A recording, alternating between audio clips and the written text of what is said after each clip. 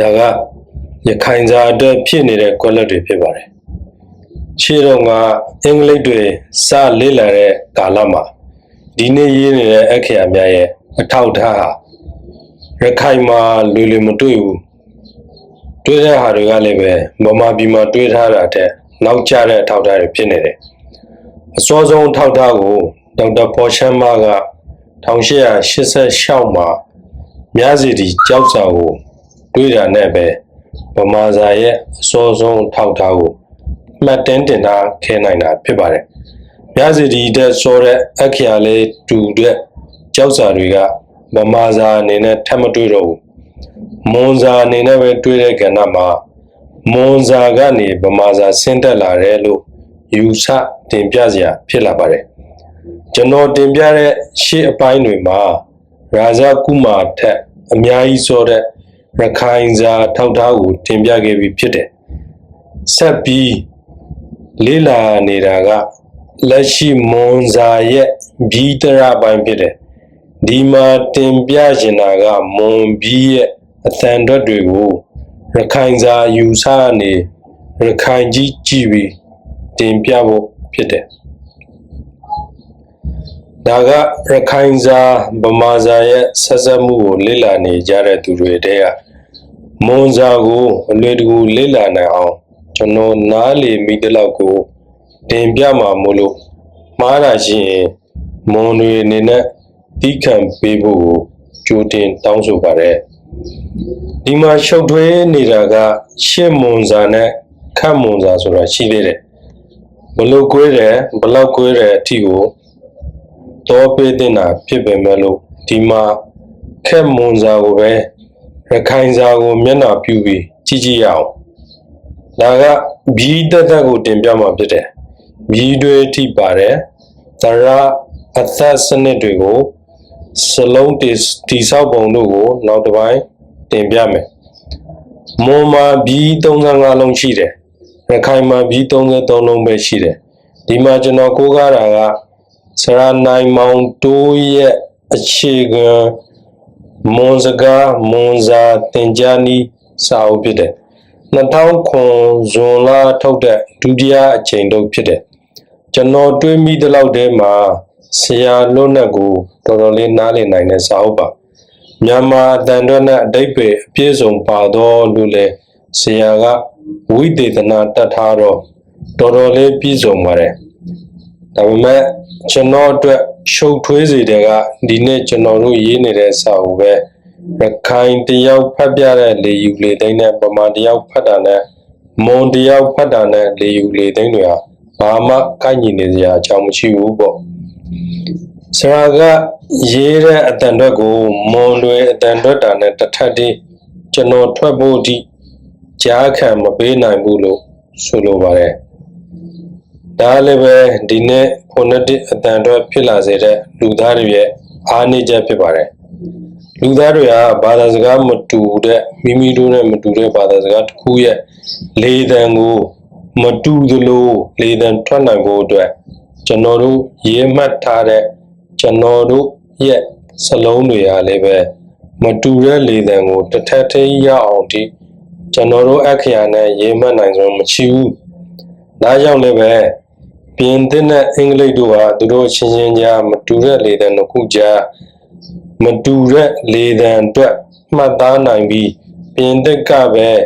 အဲ့ဒီဟာကိုဖတ်အင်္ဂလိပ်ကပဲဖတ်လေသံအနီးဆက်ဆုံးထွက်နိုင်တဲ့စလုံးအသစ်တစ်မျိုးကိုတည်တွင်ခဲ့ကြပါတယ်လို့သိရပါတယ်အဲ့ဒါကဖိုနက်တစ်စာလုံးဖြစ်တယ်ကျွန်တော်တင်ပြနေတဲ့မွန်ဗမာရခိုင်ချုပ်တွေ့တဲ့ဒီကြားခံသုံးနိုင်တဲ့ဖိုနက်တစ်စာလုံးမရှိဘူးကဘာတစ်ခုလုံးစာနားလည်နိုင်တဲ့ဖိုနက်တစ်နဲ့လည်းလုံချလွန်းတဲ့ပြည်တော်စုဟာသူပံ့ပိုးရာဗမာစာအတွက်တောင်မစွန်းဆောင်ပေးနိုင်တဲ့ငတုံးတွေနဲ့ဖွဲ့ထားတဲ့ပြည်တော်စုဖြစ်နေတော့ကျွန်တော်နားမလည်တာကိုဆရာနိုင်မောင်တို့တအုပ်ကြီးနဲ့မပြည့်စုံတာကိုရင်းစားနိုင်ကြမယ်လို့ယူဆပါတယ်ဒါနဲ့ပဲ YouTube ကောင်းကျိုးနဲ့ပဲမွန်ဒေဆဆိုတဲ့ channel တွေကလမ်းမွန်ဆိုတဲ့ဗီဒီယိုကနေကျွန်တော်မွန်အတန်အတွက်တွေကိုရပါတယ် ဒါပေမဲ့ကျွန်တော်မွန်လို့အနည်းဆုံးထွက်နိုင်ဖို့ဆိုတာမဖြစ်နိုင်ပါဘူးမထွက်နိုင်ဖို့ကတော့သိကြတယ်အဲဒါကြောင့်မွန်တွေကိုနားလေသိခဲ့ပြီးဖို့တောင်းပန်ပါတယ်မွန်အခရာထဲကရခိုင်စာနဲ့မတူတာကနှလုံးရှိတယ်အရေးသားပိုင်းဆိုင်ရာမတူတာရေးဟန်သားဟန်မတူတာရခိုင်အခရာထက်ပိုတာနှလုံးရှိတယ်စုစုပေါင်း၄လုံးပထမတစ်လုံးကရေးဟန်သားဟန်မတူတာငါးဖြစ်တယ်မွန်ငါဟာကျွန်တော်တို့ငါးနဲ့မတူဘူးသူ့အောက်မှာရာဂောက်တေးသေးလေးတစ်လုံးကပ်ပါတယ်နောက်တစ်လုံးကကျွန်တော်တို့ကစမြောင်ဆွဲစမြိုင်ဆွဲလို့ခေါ်တဲ့စလုံးဖြစ်တယ်မွန်တွေကအဲ့ဒါကိုဇာကွေးရပင်ဟာထိုးနဲ့တပုံစံဒီရေးကြတယ်ဒါကပုံစံမတူတဲ့နှလုံးနောက်တစ်လုံးကကျွန်တော်တို့ထက်ပိုတဲ့နှလုံး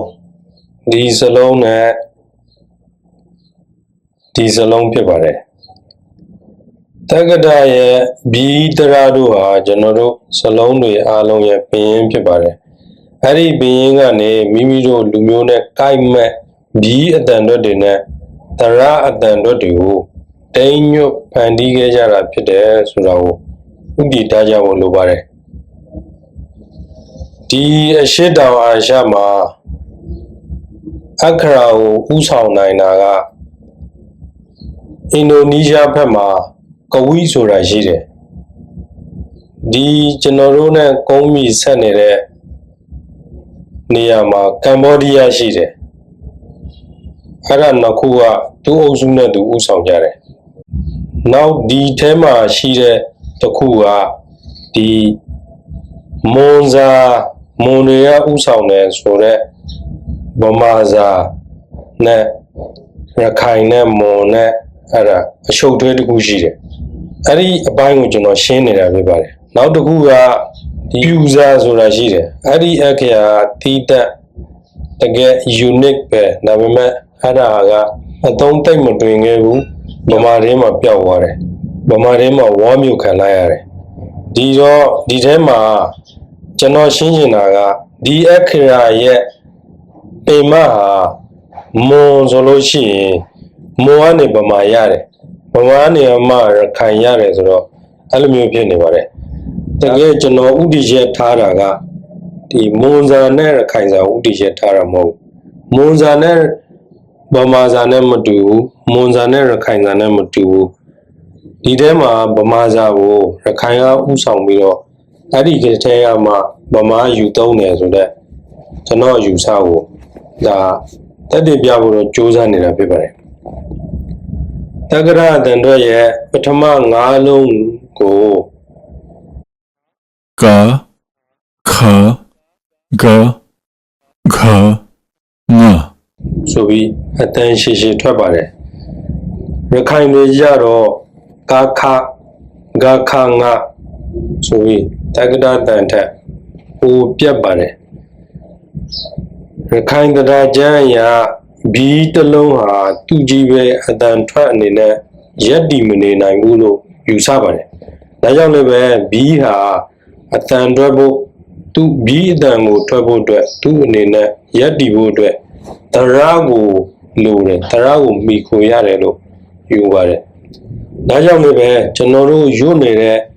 ကာခာဂါခာငါအလုံးတိုင်းဟာဘီဖြစ်တယ်။ဘီပမဲ့လို့သူ့အတန်အတွက်ရွတ်တဲ့အပေါ်မှာတရရောပဲတပြိုင်ဒီကပ်ပါနေတယ်လို့ရခိုင်တရားရမှတ်ယူရမယ်စလုံးအနေနဲ့ခွေးပြရရင်ကအပေါင်းအားရှိတယ်ဒါကအတန်အတွက်ဖို့အတွက်လိုအပ်တဲ့တရားဆိုင်ရာစီမီဖွဲ့စည်းပုံဖြစ်တယ်ကျွန်တော်တို့ပတ်ဝန်းကျင်မှာတက္ကရာကျွန်းကျင်သူတွေဖတ်ပြတဲ့တက္ကရာဘီအတန်အတွက်ဟာကျွန်တော်တို့စာနဲ့တစ်ထပ်တီးပဲဖတ်ပြကြတာဖြစ်ပါတယ်တကယ်တက္ကရာအတန်အမှန်ကရခိုင်တရားရဲ့ဒီအတန်တော့ဒီဆောက်ပုံရစနစ်ရတရုပ်ခွေးပြရရင်ကအပေါင်းအားမဟုတ်ဘူးလို့ရခိုင်သားနဲ့ကြားရပါတယ် သူတို့အတန်အတွက်ကအာလူလိုအာနဲ့အာကြားကတရတန်ကိုဘီးတန်နဲ့ပေါင်းထားတာ ga kha ga gha nga ကာခငါလို့မထွက်ဘူးမွန်တွေရဲ့ပထမ၅လုံးအတန်ထွက်တဲ့အတန်အတွက်ကကာခကိုင်ခိုင်ငိုင်ဖြစ်ပါတယ်ပထမနှလုံးဖြစ်တဲ့ကာခဟာကျွန်တော်တို့အတန်တွဲတဲ့ဟာနဲ့ဆင်းတူတယ်ဒါကအာဒရာနဲ့ပေါင်းတယ်လို့ယူလို့ရတယ်ရခိုင်တတစီမီရတက္ကရာအတန်နဲ့မတူဘူးတတိယအလုံးကကြတော့ကအတန်ပါပဲဒါပေမဲ့ကာလုံးတင်ရှောင်းငင်ကသနဲ့ငတ်တအဲ့ဒီအတန်ကြားထဲမှာအဲ့လိုမျိုးအတန်ထွက်တယ်ကိုင်လို့ထွက်တယ်စတုတ္တအလုံးကလည်းခါတန်ပါပဲဒါပေမဲ့သူကလုံးတင်ရှောင်းငင်ငတ်တဲ့အတန်ထွက်ခိုင်လို့အတန်ထွက်တယ်ငါကြတော့လေလုံးတင်ရှောင်းငင်အတန်ထွက်နဲ့ထွက်တယ်ငိုင်လို့အတန်ထွက်တယ်ဆိုတော့သူတို့ဟာကသူတို့ဘီးတွေကအာဒရာနဲ့မပေါင်းဘူးအလုံးတိုင်းမပေါင်းဘူးအဲ့လိုမျိုးဖြစ်နေမွန်မှာဆိုလို့ရှိရင်ကာခကအာဒရာနဲ့ပေါင်းတယ်ကိုင်ခိုင်ငိုင်နဲ့ကြတော့ရခိုင်လို့ဆိုလို့ရှိရင်စလုံးပြုတ်သွားပြီဒီဘီးအတန်တွေကဘီးဖြစ်ကြောင်းကိုဒါမွန်ယုတ်တိနဲ့မှန်တယ်ကျွန်တော်လိုက်ကြည့်နေတာရခိုင်တတာရဲ့ရခိုင်တတာယုတ်တိနဲ့လိုက်ကြည့်နေတာကျွန်တော်ပြောသလိုပဲဒါရခိုင်ကြီးမှာဖြစ်ပါတယ်ကာခကိုင်ခိုင်ငိုင်ဒုတိယ၅လုံးကတက္ကရာမှာ cha cha ja ja nya ရခိုင်တွေဖတ်တယ်လို့စားဇာစာညမဟုတ်ဘူးနော်မွန်တွေကြတော့ကြာရှာကြိုင်ဆိုင်ညိုင်းတဲ့တတိယ၅လုံးတက္ကရာအတန်ထွက်က da tha da dha na ရခိုင်တွေဖတ်တယ်လို့တာထာဒါထာနာအဲ့လိုမဟုတ်ဘူးမွန်တွေကြတော့တာထာဒါထိုင်နာစတုတ္တ၅လုံးကတက္ကရာမှာ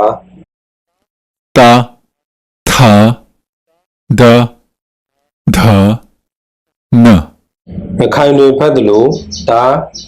ထာဒါထာနာအဲ့လိုမဟုတ်ဘူးမွန်တွေကြတော့တာထာတိုင်ထိုင်နိုင်ပြင်စမ၅လုံးကတက္ကရာမှာ pa pha ba bha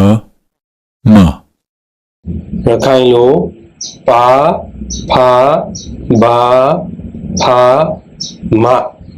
အဲ့လိုမဟုတ်ဘူးမွန်တွေကြတော့ပါဖာပိုင်ဖိုင်မိုင်အဲ့လိုတန်တော့တယ်စတ္ထမတန်းကတက္ကရာမှာ9လုံးရှိပါတယ် ya ra la wa sha sha sa ရခိုင်တွေရိုးတယ်လို့တက္ကရာတွေကယာရာလာဝါထရာစာသအဲ့လိုတက္ကရာတွေကမထွက်ဘူးတက္ကရာမှာရှိတဲ့ဒီရှာရှာအဲ့ဒီအတန်ကိုကျွန်တော်တို့ကရှာတတန်ထွက်တယ်ရှာတတန်ထွက်တယ်အဲ့ဒါကိုပဲဗမာတွေကသူ့ပုံတံကိုကြည့်ပြီးတော့ဂရှာပရှာအဲ့လိုမျိုးထွက်တယ်ဂရှာဆိုတာကဂန်းငယ်လို့ရေးထားတဲ့အခရာရဲ့အလေမှာအပေါက်ကလေးပါတာကိုသူတို့ကဂရှာလို့ရွတ်တယ်ဂရှာလို့ခေါ်တယ်ဂရှာလို့နာမည်ပေးထားတယ်ဒါပေမဲ့အတန်ထွက်တဲ့အတန်ကရှာပဲပါဇောက်ကလေးမှာအလေကအပေါက်ကလေးပါတဲ့ဟာကိုသူတို့ကပရှာလို့နာမည်ပေးထားတယ် ဒါပေမဲ့ရွတ်တဲ့အတန်ကရှာပဲရှာနှစ်တန်ဒီမှာတာဂဒကရှာနဲ့ရှာဆိုပြီးတော့နှစ်တန်꿰ထားတယ်အဲ့ဒီဟာကိုပဲရခိုင်တွေကစလုံးတိဆောက်တဲ့အထက်မှာယူသုံးတဲ့အချိန်မှာရှာနဲ့ရှာဆိုပြီးတော့နှစ်တန်ယူပြီးတော့သုံးလိုက်ကြတယ်မွန်အခရာတွေမှာဒီဗမာလိုပြောလို့ရှိရင်ကရှာပရှာတို့ကိုထည့်ပြီးတော့မွန်အခရာမှာပြထားတာမတွေ့ပါသူတို့ရဲ့တက္ကဒပါဠိတို့မှာတော့ဒါလိုအပ်လို့ရှိရင်သူတို့ဂါထာမန္တန်တွေရေးတဲ့ဓာတ်တွေဖတ်ရတာတော့တွေ့ပါတယ်ဆိုတော့ဒီမွန်စာအနေနဲ့အသုံးမရှိဘူးလို့ဆိုလိုတာဖြစ်ပါတယ်မွန်တွေရဲ့စတ္တမတန်းက၅လုံးကိုအတန်ထွက်တဲ့အချိန်မှာရိုင်းရိုင်းလိုင်းဝိုင်းအဲ့လိုအတန်ထွက်ပါတယ်တတ္တမတန်းမှာရခိုင်တို့ကဟာလာဂရီအဆိုပြီးသုံးလုံးပဲရှိတယ်ဒီမှာမွန်တို့မှာ၅လုံးရှိပါတယ်ဟာလာဘွာအာဘွိုင်ဆိုပြီးတော့ဘွာနဲ့ဘွိုင်ဆိုတာကပိုတဲ့နှလုံးဖြစ်ပါတယ်35လုံးကပိုတဲ့နှလုံးဖြစ်ပါတယ်ဘီရိုးကတော့ပြီးပါပြီမွန်ဘီနဲ့ရခိုင်ဘီအတန်ထွက်မတူဘူးအရေးအတွက်လည်းမတူဘူး၅လုံးတန်းကိုတရားပိုင်းဆိုင်ရာရဝက်လို့ခေါ်ပါတယ်ကားကနေပါတီဝက်၅တန်းမှာအခရာ၅လုံးရှိပေမဲ့လို့အတန်ကတက္ကဒမှာအတန်၄တန်ပဲရှိတယ်ရခိုင်မှာလည်း၄တန်စီရှိတယ်မွန်မှာကြတော့ရခိုင်တရားကျမ်းရဘီတန်ကိုတတန်လေးဖြစ်ဖန်ကြည့်တဲ့အခါမှာအခရာ၅လုံးအတန်၃တန်ပဲတွေ့တယ်ကာခါကိုင်ခိုင်ငိုင်ဆိုတော့ကားလည်းတတန်ခါကတတန်ကိုင်ဆိုတာကလည်းကတန်ပါပဲခိုင်ဆိုတာလည်းခတန်ပဲငိုင်ဆိုတော့၅တန်တတန်၃တန်ပဲရတယ်မွန်မှာကအတန်မရှိဘူးစာဝက်မှာလည်းပဲဇာအတန်မရှိဘူးသူတို့ကတက္ကရာလိုကြားရှာလို့အတန်တော့ဒီစာဝက်ကရခိုင်နဲ့လုံးမတူဘူးရခိုင်ကတက္ကရာနဲ့ခွေးပြားဆိုပဲစာဇာစာညလို့အတန်ယူတယ်တက္ကရာကကြာရှာဂျာရှာညလို့ပဲအတန်ထွက်တယ်မွန်ကဇာလို့တော့အတန်မထွက်ပေမဲ့လို့တက္ကရာလို့ဆိုလို့ရှိရင်ဂျာလို့အတန်ထွက်မယ်ဟာလေသူတို့မှာဇာကွေးနဲ့တူတဲ့ဂျာနဲ့တူတဲ့ဂျာအတန်ဆိုတာမရှိဘူးမွန်တို့ကဂျာရှာကြိုင်ရှိုင်ညိုင်လို့ပဲရခိုင်တရားကျမ်းရဆိုလို့ရှိရင်ဒီဘောမှာညအတန်တန်ပဲရပါမယ်ဂျာရှာဆိုတာကရခိုင်တရားကျမ်းရဘီတွေဖြစ်တယ်နှစ်ထပ်ဘီအတန်ဖြစ်တယ်ကြိုင်ရှိုင်ဆိုရင်လည်းပဲအဲ့ဒါကအခရာအတန်မဟုတ်တော့ဘူးရခိုင်တရားကျမ်းရစလုံးဖြစ်နေပြီတတိယ၅လုံးမှာရခိုင်တို့က၄တန်ရတယ်မွန်တွေလည်းပဲ၄တန်ရတာကဒီဝက်တစ်ခုမှာထူးထူးခြားခြားတွေ့ရပါတယ်တာထာဒါထိုင်နတဲ့မောကစတုတ္တ၅လုံးမှာရခိုင်တို့က၄တန်ပဲရတယ်မွန်တို့ကြတော့၃တန်ပဲရတယ်တာထာတိုင်ထိုင်နိုင်ပါဝက်မှာရခိုင်တို့က၄တန်ရတယ်မွန်တို့က၃တန်ပဲရတယ်သတ္တမတန်းမှာရခိုင်တို့က၅တန်ရတယ်ယာရာလာဝေါစမွန်တို့လည်းပဲ၅တန်ရတယ်ရိုင်းရိုင်းလိုင်းဝိုင်းစတဲ့ဒီမှာရခိုင်စာရဲ့ထူးခြားချက်ကစားဖြစ်ပါတယ်စားအတန်ဟာကပ္ပလူသားတွေရဲ့ဘာသာစကားတွေထဲမှာအလွန်ရှားပါတဲ့လေသံဖြစ်တယ်မူရင်းတက္ကရာစားအတန်ကိုစလို့အတန်ထွက်တယ်မွန်ကစားလို့အတန်ထွက်တယ်အများစုကစားအတန်ကိုတအတန်နဲ့လည်းမကွေးမပြထွက်တတ်တယ်အင်္ဂလိပ်တွေရဲ့လန်ဒန်တောင်ပိုင်းနဲ့မြောက်ပိုင်းအတန်မတူဘူးဆိုတဲ့အထဲမှာဒီသားအတန်ကိုခွေးပြရတော့တွေ့ရပါတယ် th ဒီကိုအင်္ဂလိပ်ဒေဒီယာတိုင်းကဒီလို့အတန်မထွက်နိုင်ဘူးဒီလို့ပဲထွက်တယ် this is ဆိုရင်လည်းပဲ this is အဲ့လိုထွက်တတ်ကြတယ်သာအတန်အုပ်စုကိုပြောဆိုနိုင်တဲ့လူမျိုးဟာကမ္ဘာမှာရှားပါပါတယ်တတမဓမ္မရခိုင်စာကအခရာ3လုံးပဲရှိပေမဲ့လို့မွန်က5လုံးရှိတယ်ရခိုင်စာ3လုံးနဲ့မွန်စာ3လုံးဟာအရေးလည်းတူတယ်အတန်ထွက်လည်းတူတယ်မွန်တို့မှာပုံနေတဲ့အခရာနှလုံးဟာရခိုင်တို့မှာအရေးရောအတန်ရောမရှိကြပါရခိုင်ပြီး33လုံးမှာပြီးတန်က23တန်ရပါတယ်မွန်ပြီး35လုံးမှာပြီးတန်က19တန်ပဲရတယ်မွန်စာမှာမွန်ဆန်တဲ့အခရာစနစ်ကဂောဒအာဂောဒလို့ကျွန်တော်တို့ပြောတဲ့စနစ်မျိုးလို့အတန်ပေါ့ပြီး18လုံးနဲ့အတန်ပြင်းပြီး18လုံးရှိပါတယ်ဒါကသက္ကတသဒ္ဒါနဲ့လုံးဝကွေးထွက်နေတာမျိုးတန်ပေါ့ပြီး18လုံးကကာခာကြာရှာတာထာဒါနာတာထာပါဖာစာဟာလာဘွာအလို့ဖြစ်ပါတယ်တန်ပြင်း18လုံးကကင်ခိုင်ငိုင်းကြိုင်ချိုင်ညိုင်ထိုင်တိုင်ထိုင်နိုင်ပိုင်ဖိုင်မိုင်ရိုင်ရိုင်းလိုင်းဝိုင်းဘွိုင်းလို့ဖြစ်ပါတယ်ဒါကရိုးရိုးပြီးတွေကြတော့ကျွန်တော်တို့မှာ on right ဆွေးထိုးလို့ခေါ်တယ်ရပ်ပေါ်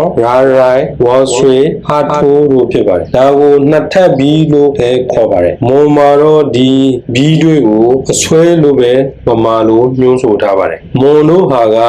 ဆက်တဆွဲရှိတယ်မွန်ပြီးတွေမွန်နှစ်ထပ်ပြီးတွေ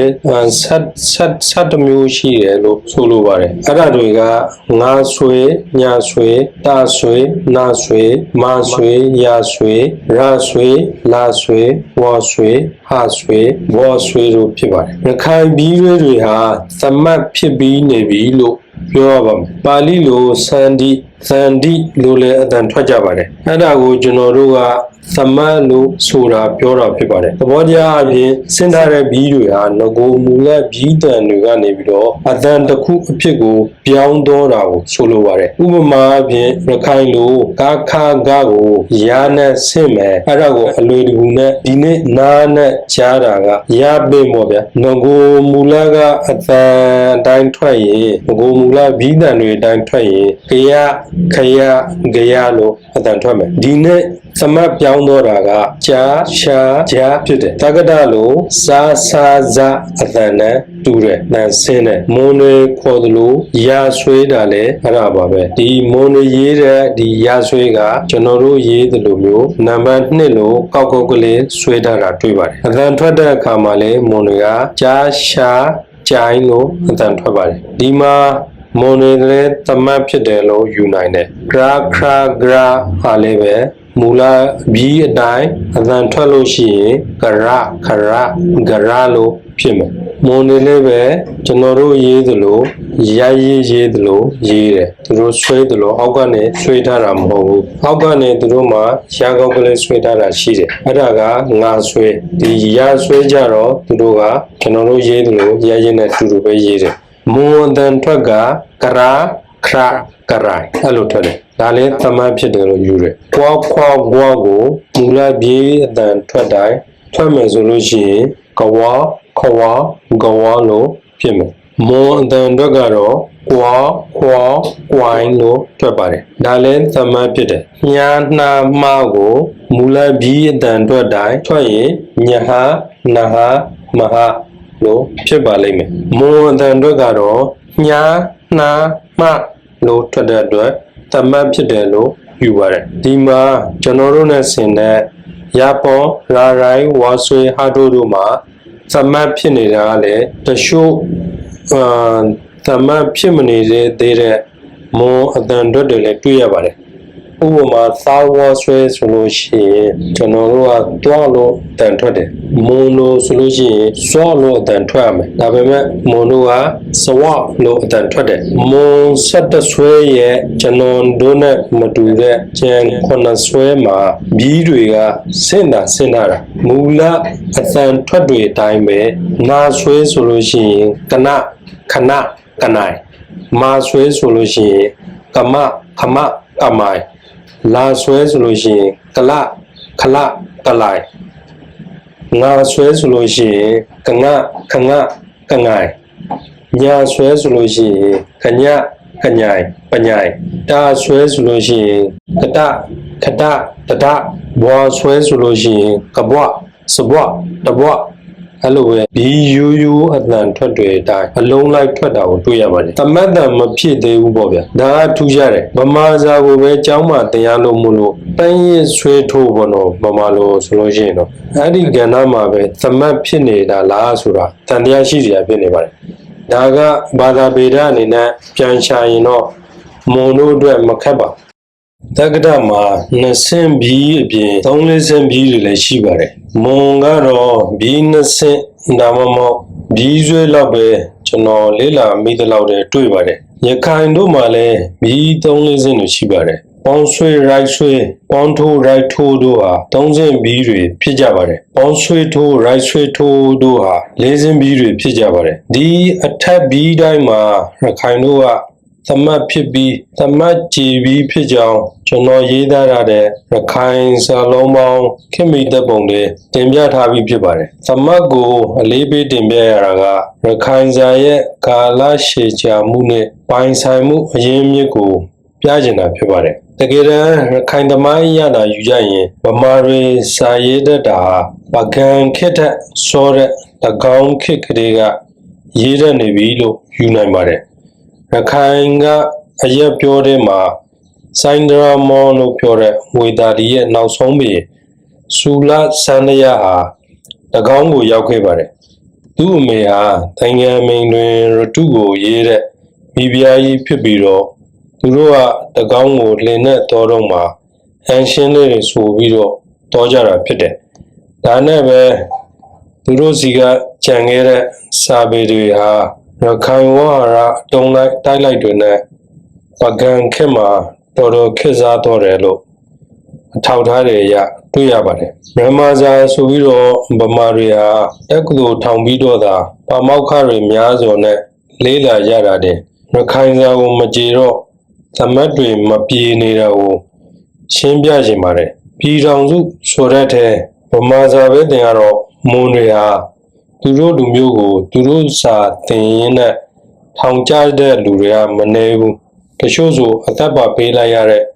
ဇလန်းတွေတောင်ရှိပါတယ်ကံကောင်းကံဆိုးရခိုင်တွေမှာသူတို့စာလိုမျိုးသတ်သတ်မှတ်မှတ်မသင်ရရင်တော့မူလပိုင်ကျွန်တွေဖြစ်နေတဲ့အတွက်ကျွန်တော်ပြန်ချတော့ရှေ့ရှည်ရတွေဟာကွက်ကွက်ကွင်းကွင်းမြဥပမာအနေနဲ့လာရပင်ရဲ့သမတ်ကဏ္ဍကိုပြောရင်းနဲ့ညီကုန်းချုပ်ပါတော့မယ်လာရပင်ဟာမူလအတန်ထွက်တိုင်းထွက်ရင်လျာလို့ပဲရတယ်ဥပမာဒီစလုံးကို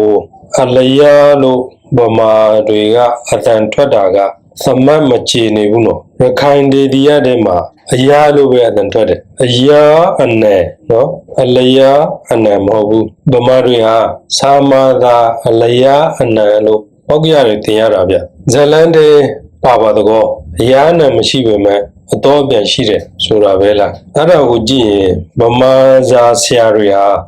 ဘလောက်ထိတုံးအားတယ်လဲဆိုတာကိုသိနိုင်ပါတယ်ဒါကလာအတန်ပြောက်ပါတယ်အင်္ဂလိပ်လိုဆိုရင်လာ silent word လာရပင်ဟာတိုရေးချကြတော့ဗမာတွေကခြာလို့အတန်ထွက်တတ်ကြတယ်ဒါကလည်းသူတို့ဗမောက္ခတွေဟာနှစ်ပေါင်း100ကျော်လောက်လေးလာတာတော့မတွေးရမသိတာအံ့ဩစရာတော့မရှိပါဘူးလာရပင်ဟာတိုလုံးတင်ရှောင်းငင်အောက်မြစ်ကိုဗမာတွေကလျို့လို့အတန်ထွက်ပါတယ်လျို့ဝက်ရှက်လျို့ဝက်ကနန်လျို့ဝက်စခန်းဆိုပြီးတော့ဗမာအတန်ထွက်အမားတွေကိုရခိုင်ဒေသရတွေကရှိုးဝါရှ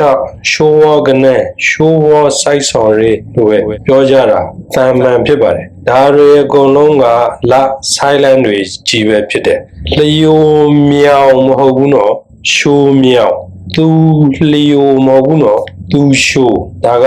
သမတ်ထမြင့်ပါတယ်သမတ်နဲ့တံပြောက်တွေးနေတဲ့စလုံးပဲဖြစ်ပါတယ်အားလုံးကိုကျေးဇူးတင်ပါတယ်